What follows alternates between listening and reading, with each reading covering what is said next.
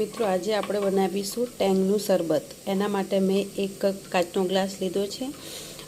એના માટે આપણે એક ઠંડુ પાણી લઈશું, એક ગ્લાસ, અઢી ચમચી મેં અહીંયા ટેંગ પાવડર લીધો છે અને 2 બરફના ગાંગડા લીધા છે। તો આપણે બનાવીએ।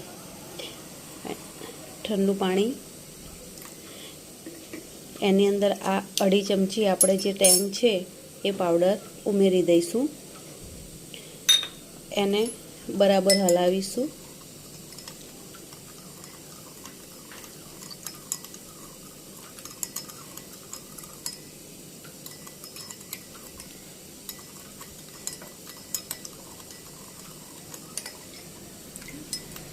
ચમચીથી બરાબર હલાવવું।